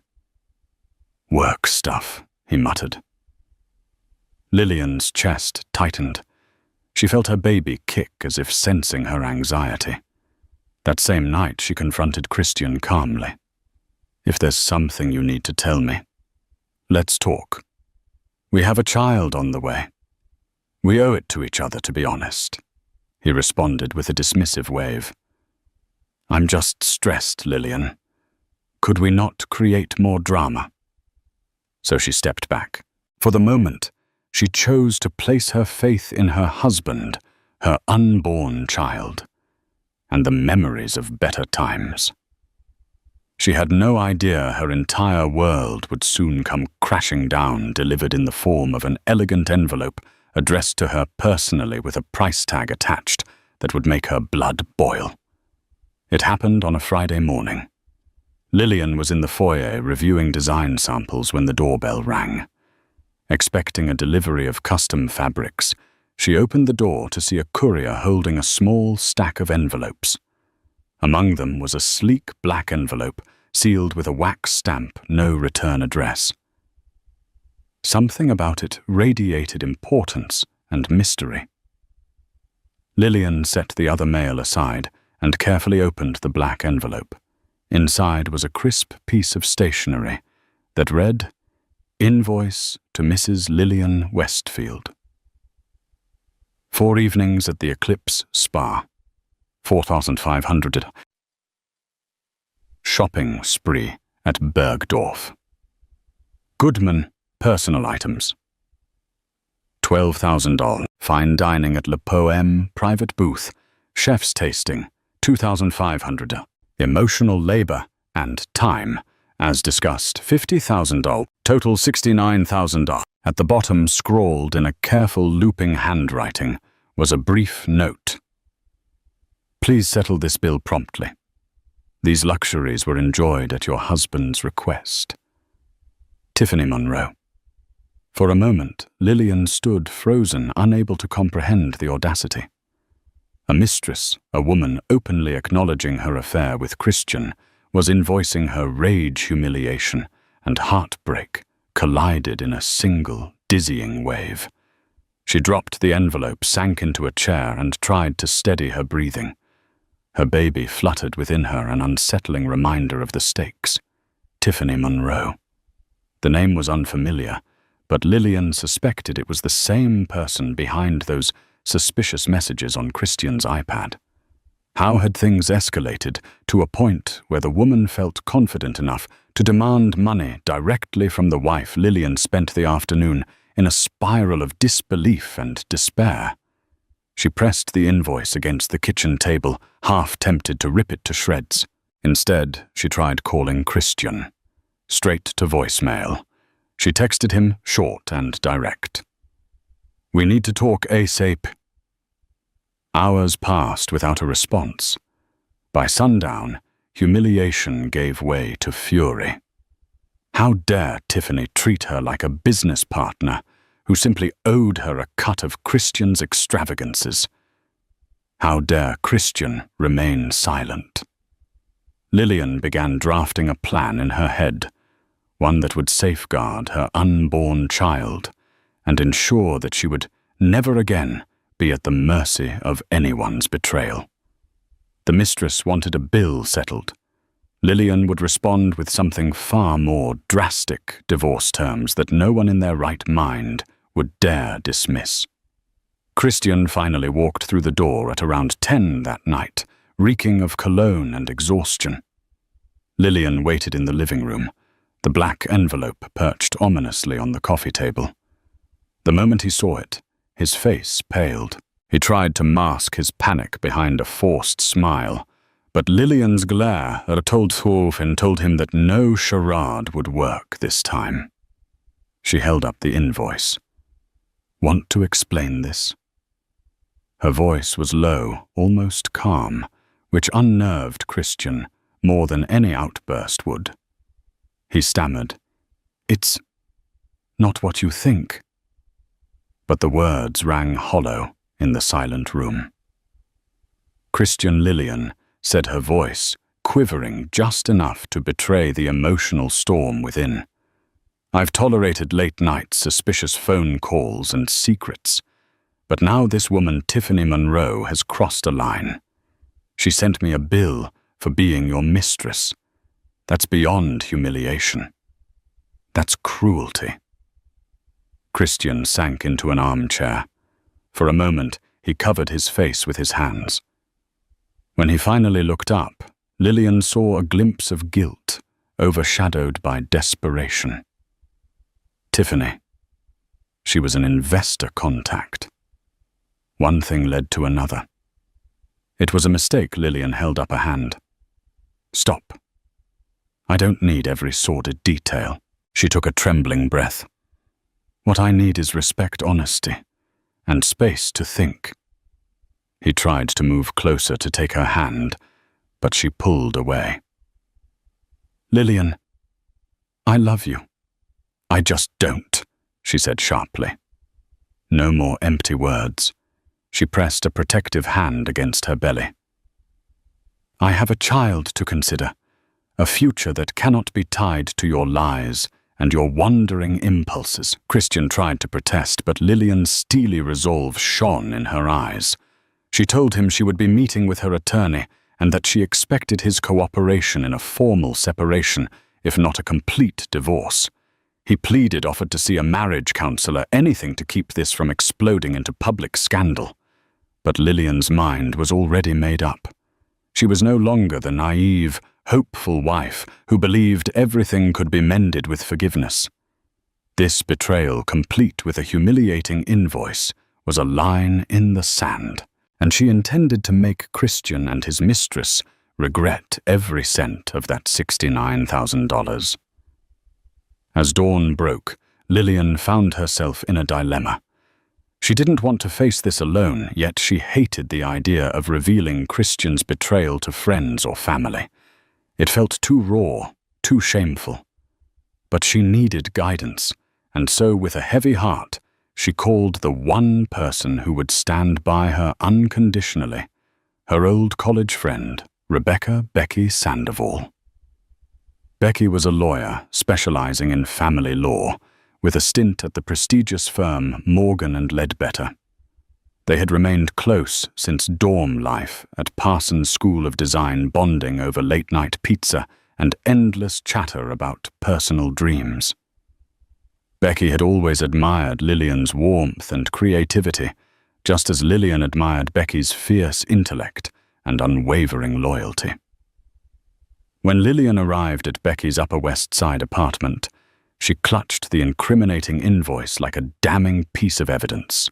Becky's eyes widened as she read the details, her face flushing with indignation. What kind of sociopath demands money from a pregnant wife for entertaining her husband? Becky asked, outraged. Lillian sighed, tears brimming. This is what my life has become. I feel humiliated and lost. I don't want to remain married to him if this is how he treats me. But I also need to protect myself and especially the baby. Becky set aside her coffee mug. I'll help you navigate this. We'll make sure you get what you deserve. Christian is wealthy, and you've invested years of emotional labor and your own funds into this marriage. You should be compensated, especially with a child on the way. Relief flooded Lillian. I've been so afraid. Christian's influence is enormous. The press loves him. I don't want to be seen as some gold digger or a scorned woman looking for revenge. Becky's gaze hardened. Don't you dare blame yourself. If he wants to flaunt his mistress's bills, we'll see how he handles real legal action. Let's prepare for the worst. It might get ugly, but you won't face it alone. With that conversation, Lillian felt a spark of hope. She had an ally, someone who believed in her worth and had the legal chops to fight for it. The next move was to draft a set of divorce terms, so formidable that Tiffany's petty invoice would look like spare change in comparison. Days passed as Becky and Lillian meticulously prepared the divorce papers. They combed through Christian's assets, from his shares in ecotech companies to real estate holdings in Manhattan, London, and even a small vineyard in Napa Valley. It was a painstaking process, but each detail added another brick to Lillian's protective wall. During this time, Christian vacillated between begging forgiveness and lashing out. He bombarded Lillian with frantic calls, alternately promising to end things with Tiffany and accusing Lillian of overreacting. Her silence only fueled his desperation. But the mistress, Tiffany Monroe, had other plans. She was about to make her move, determined to ensure she wasn't dismissed as a fling. One morning, Lillian awoke to a flurry of missed calls from unknown numbers. Confused, she checked her voicemail. Mrs. Westfield, we're reporters from the Daily Chronicle. We'd love a comment on the rumor that your husband might be separating from you for Ms. Monroe. Her heart raced as she realized Tiffany had leaked the affair to the press.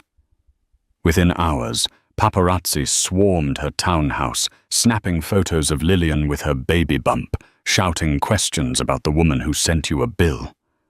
Panicked Lillian called Becky, who advised her to stay indoors and not respond publicly. Any statement now could be twisted, Becky cautioned. Let's finalize the divorce terms first. But Tiffany wasn't done. She posted cryptic photos on social media, hinting at a luxurious lifestyle spa visits, helicopter rides, lavish dinners. In one particularly brazen post, she wore a diamond necklace that Lillian recognized as Christian's gift during their first anniversary trip to Paris. The caption read, "When he knows how to keep a woman happy." Lillian's fury threatened to consume her. This woman's audacity was unrelenting. She was not simply content with an affair.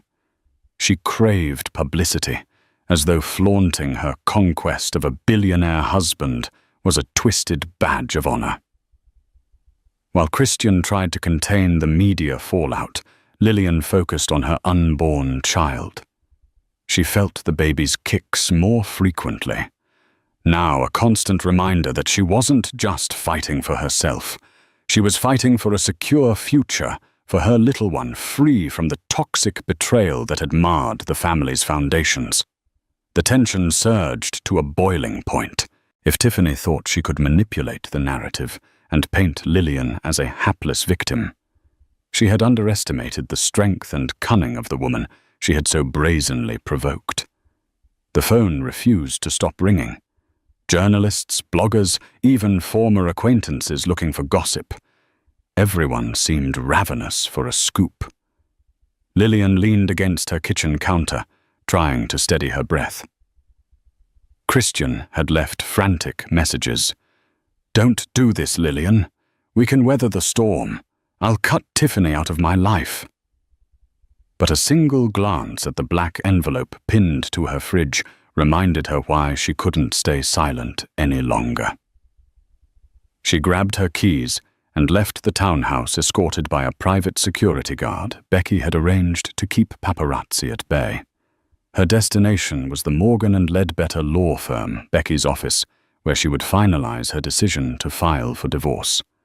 Once inside Becky's glass-walled conference room, she was greeted by towering stacks of documents. Lillian's chest tightened at the sight. "This is it, then, the official separation," she said.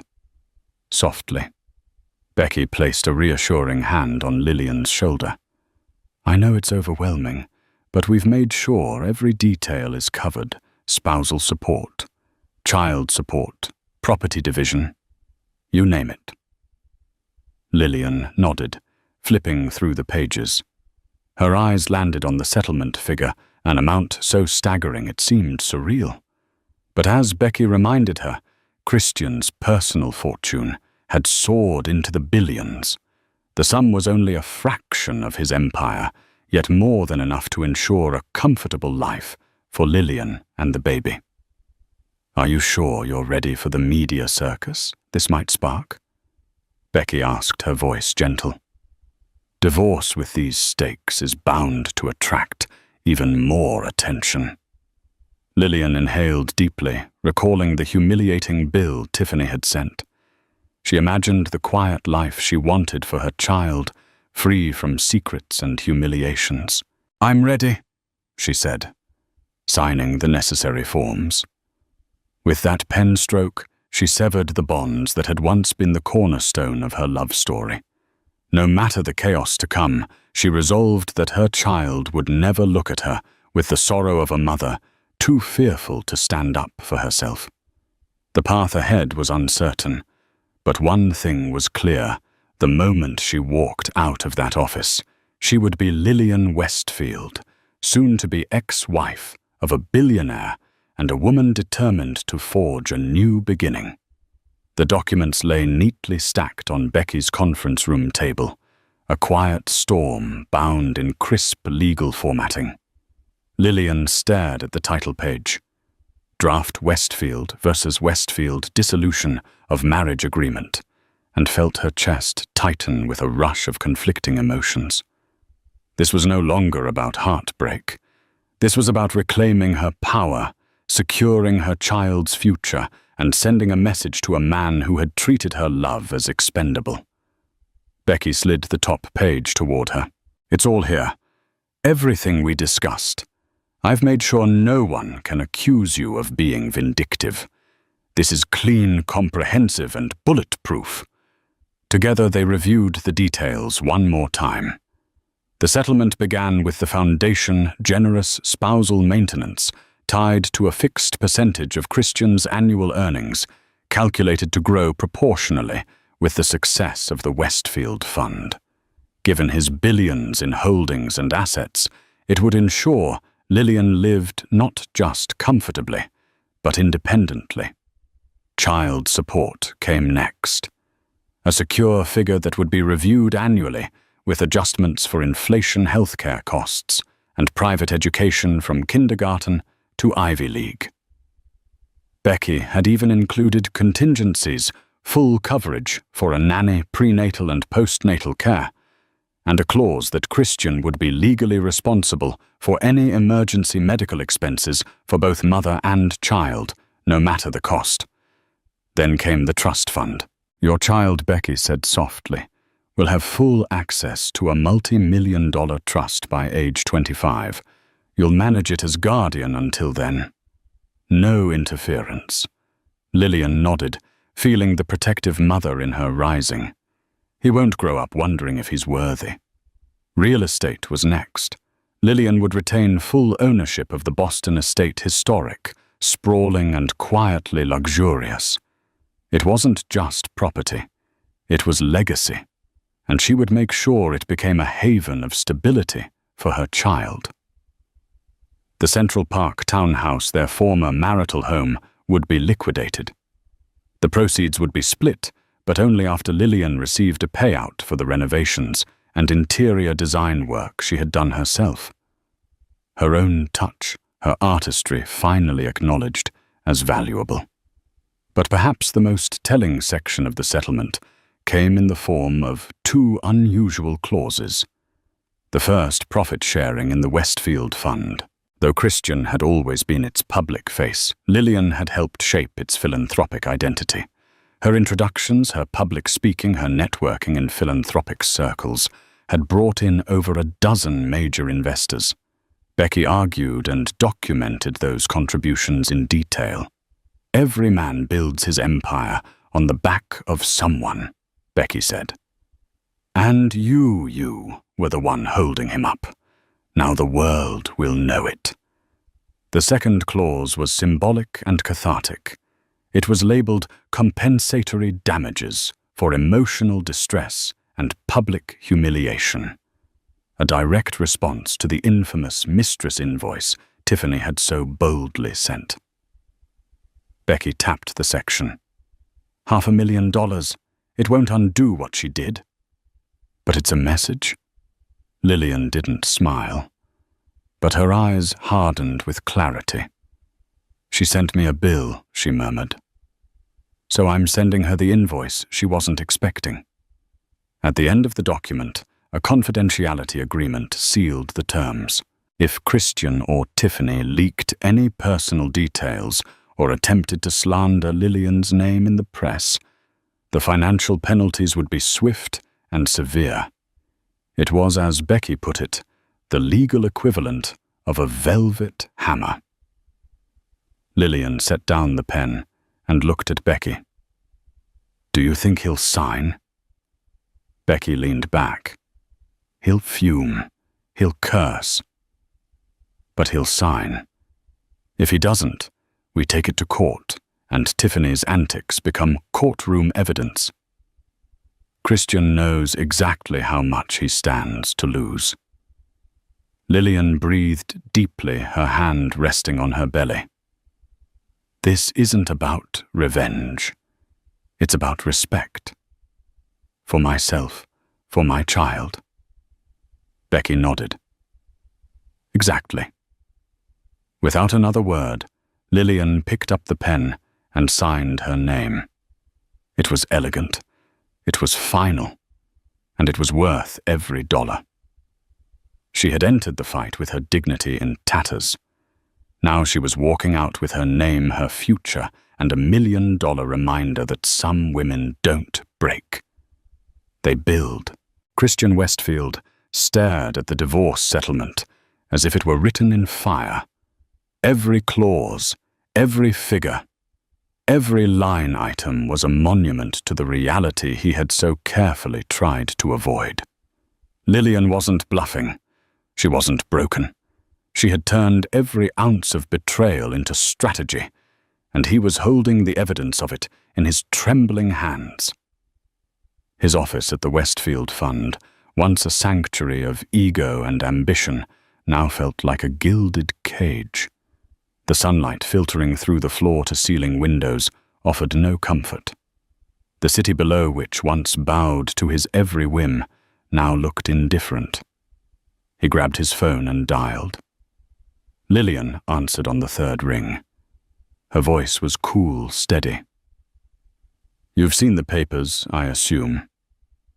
"You're out of your mind," Christian snapped. "These demands are insane. Half the Boston estate, a profit share in my hedge fund. You didn't build any of that."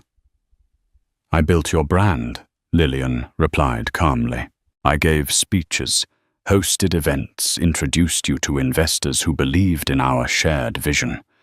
And I carried your child while your mistress was out shopping with your black card." Christian fell silent. She continued, voice low but firm. "I'm done arguing. This is about what I'm owed. What our child is owed." He tried to pivot. "I never meant for it to go this far. Tiffany was a mistake. I'll make it right. I'll end it." "You ended it the moment you let her send me a bill," she said. "Now I'm just collecting what's due." He clenched his jaw.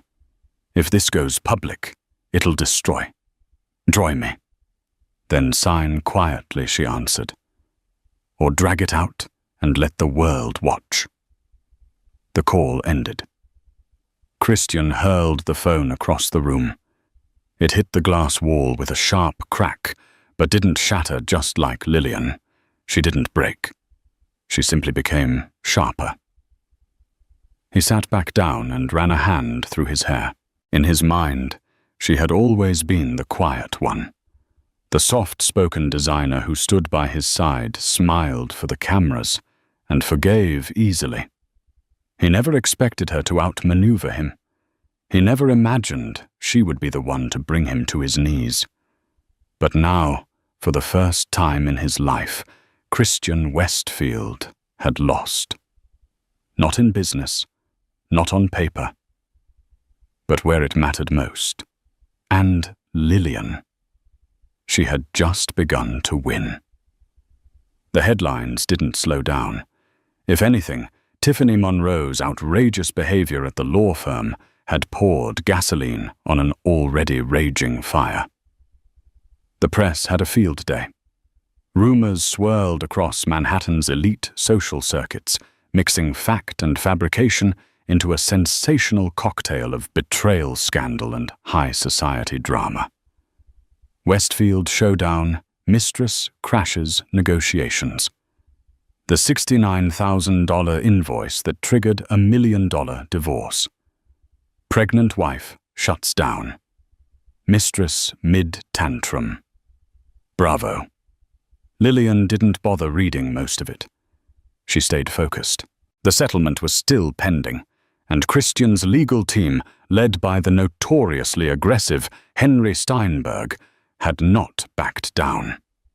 If anything, they were doubling down, working to undermine her role in Christian's empire, attacking her emotional distress claims, and trying to portray her as a woman using pregnancy to secure wealth.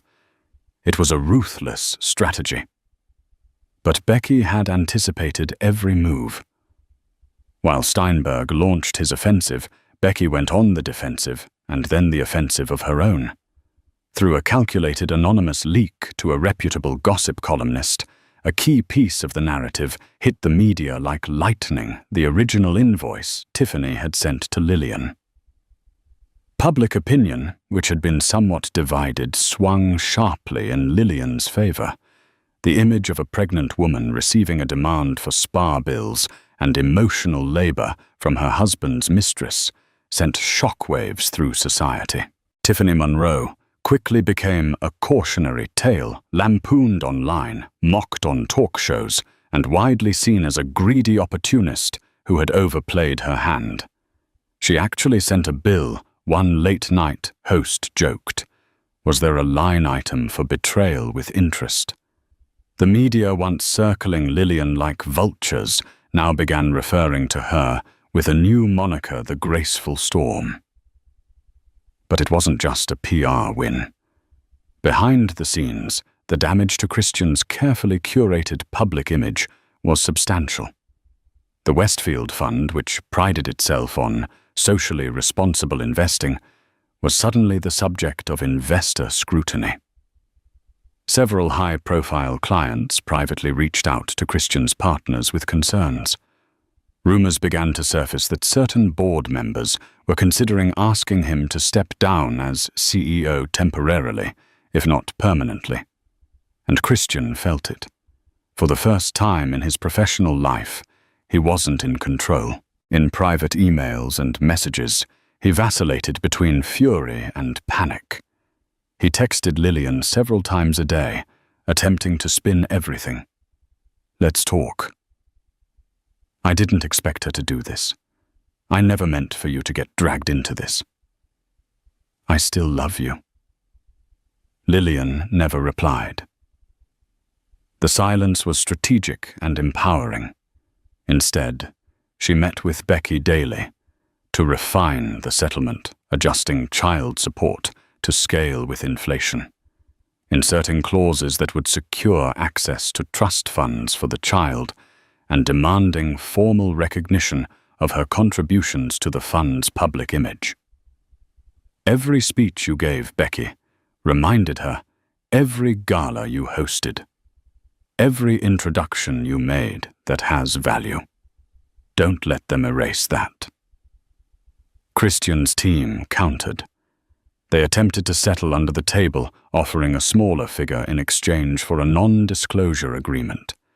They framed it as a dignified solution. Lillian saw it for what it was, a final attempt to hush the truth. Her answer was firm. No deal without justice. While her name was being tossed around dinner parties and editorial columns, Lillian stayed grounded. She focused on her health, her baby's well-being, and her own mental clarity. Prenatal yoga calls with her mother and long walks in Riverside Park became her sacred rituals. She journaled often, not about pain, but about resilience. And when news broke that Tiffany Monroe had fled the city, her social media gone dark, her brand in tatters, Lillian didn't celebrate. She simply felt done. Christian's world was imploding. His empire strained under public pressure. His charm, once his strongest weapon, had lost its power. And now, cornered on all sides, he agreed to a final meeting. The room was the same one where Tiffany had once thrown a tantrum. But this time, Lillian was calm commanding and utterly unmoved. On one side, Christian and his legal team, their expressions guarded. On the other, Lillian, Becky, and the full weight of truth on their side. This wasn't just about money anymore. This was about legacy.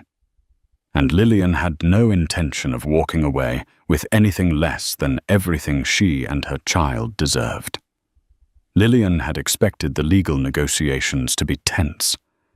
She had not expected Tiffany Monroe to storm through the doors of the law firm in 5-inch stilettos, a designer handbag clutched in one manicured hand and a folded legal document in the other, like it was a weapon.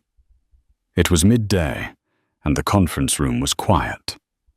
On one side sat Lillian, Becky, and a composed junior associate. On the other, Christian and his lawyer, Henry Steinberg, who had been carefully reviewing the final draft of the divorce settlement. That delicate calm shattered when the door burst open. "You think you can just erase me?" Tiffany's voice sliced through the air, shrill and furious. Everyone turned. "Tiffany, this is a private." Steinberg began rising from his seat. She ignored him and marched straight to Lillian, her heels clicking with sharp finality. "Mrs. Westfield," she sneered, "you have no idea what's coming. Christian made promises. I was there for him when he needed someone. I deserve to be compensated." Lillian didn't flinch. She sat tall, her baby bump visible beneath her cream-knit dress, her face an unreadable mask of calm. "Compensated?" Lillian asked softly, as though tasting the word. "Yes," Tiffany snapped, waving the letter in her hand. "I have a statement from my lawyer. I've been threatened, silenced, and now you want to walk away with everything? Like I was never part of it." Christian rose, then his expression a mix of panic and disbelief. "Tiffany, stop. We've already talked about this."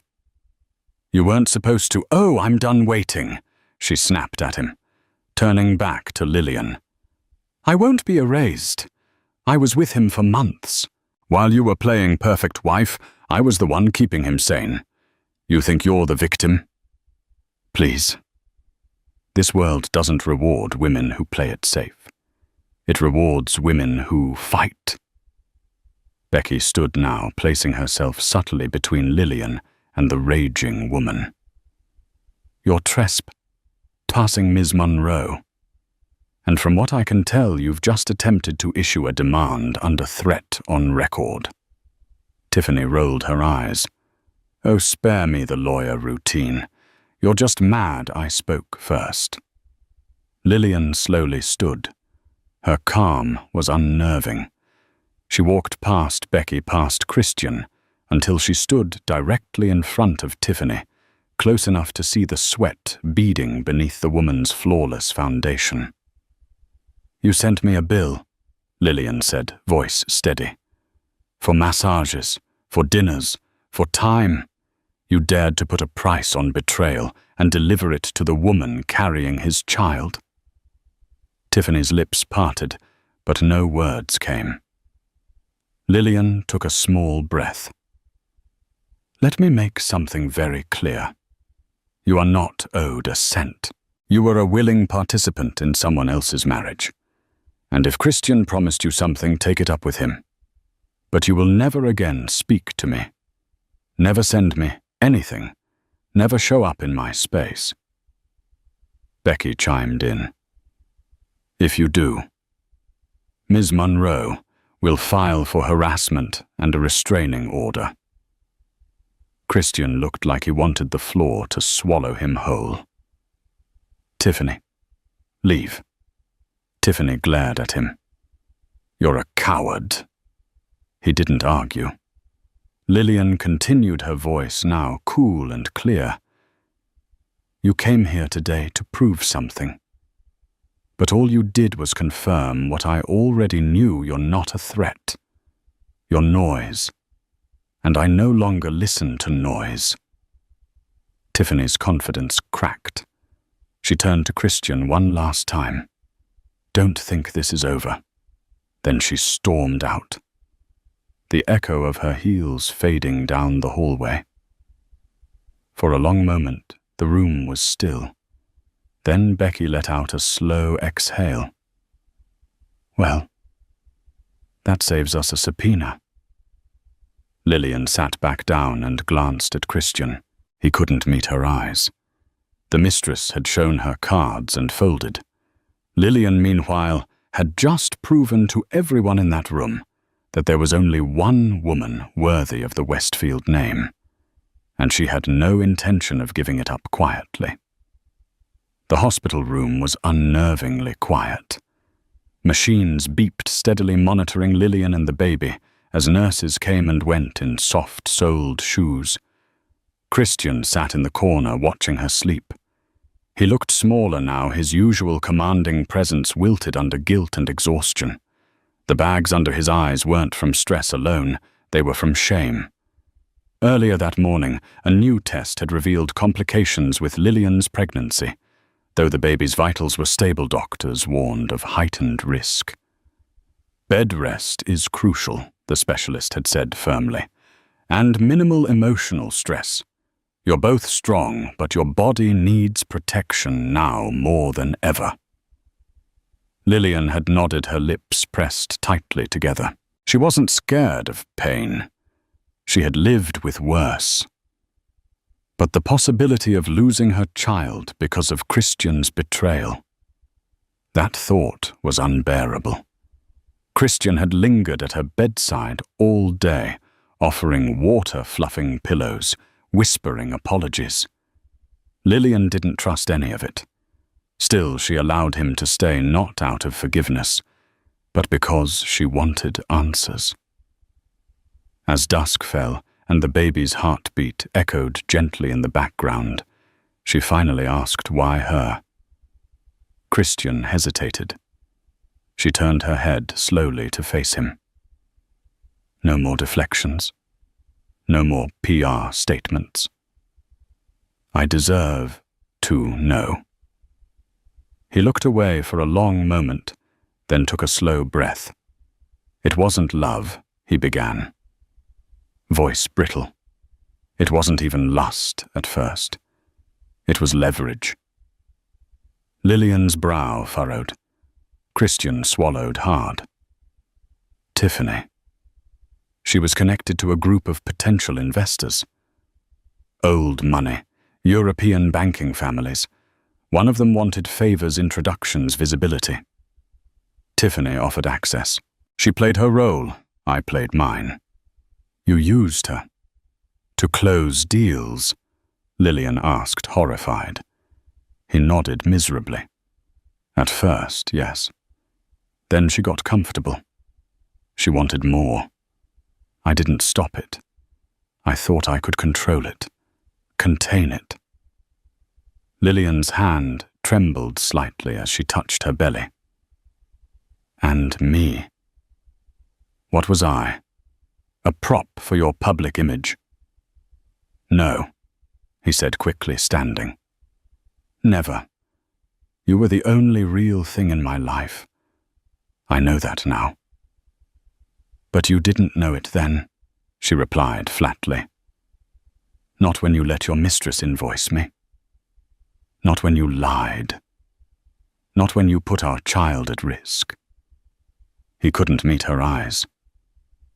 I thought I married a man with vision, she said, softly, tears welling but not falling. Instead, I married someone who sold his soul for quarterly gains. Christian moved closer. Lillian, I'm so sorry. I'll spend the rest of my life making this right. She looked at him, weary but unwavering. You can't undo this, but you can stay out of my way while I protect what you nearly destroyed. That night, as Christian left the room, shoulders slumped under the weight of his own undoing, Lillian reached for the small ultrasound photo taped beside her bed. She ran her fingers over the black and white blur of her baby's tiny face. I'll do better, she whispered to her unborn child. For both of us. The betrayal was complete, but so was her resolve. The week Lillian spent in the hospital passed in a haze of fluorescent lights, whispered check-ins, and quiet determination. Her condition had stabilized, the baby was strong, and doctors were optimistic. But emotionally, Lillian was still reeling, not from fear of the future, but from finally accepting the irrevocable truth her marriage to Christian was over. Christian visited often. He brought flowers, asked about the baby, and hovered like a man trying to rewind a clock already broken. But Lillian no longer softened at his gestures. She spoke to him kindly but distantly, the tone of a woman who had drawn a line and refused to cross it again. "You made your choices," she told him during one of his visits. "Now I'm making mine." While Lillian recovered, Becky worked tirelessly behind the scenes. The updated divorce terms were not just strategic, they were airtight. Every clause protected Lillian's physical health, emotional well-being, and financial future. Any further medical care or complications from the pregnancy would be covered in full. The child support agreement wasn't just generous.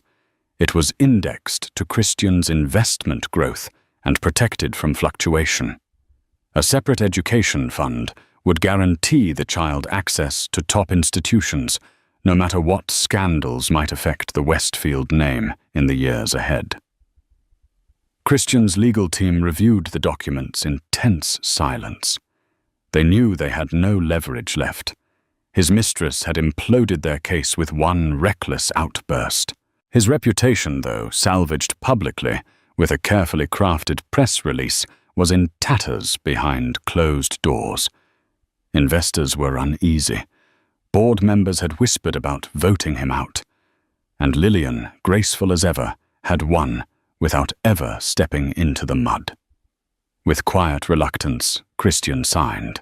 No outburst, no final attempt at persuasion.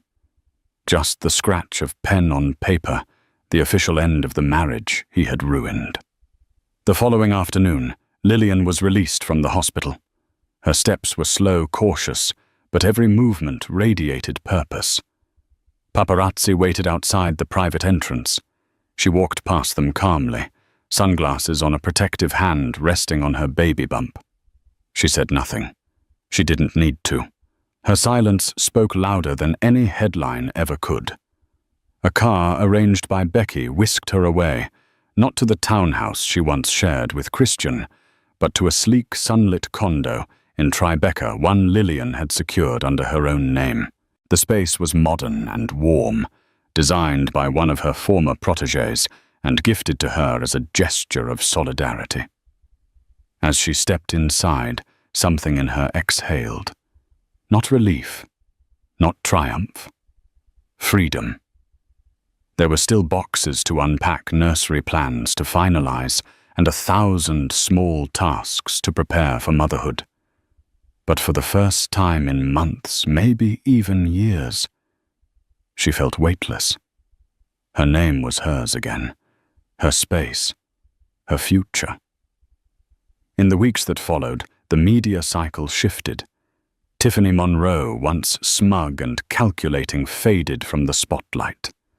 Her attempt to provoke Lillian into public humiliation had backfired spectacularly.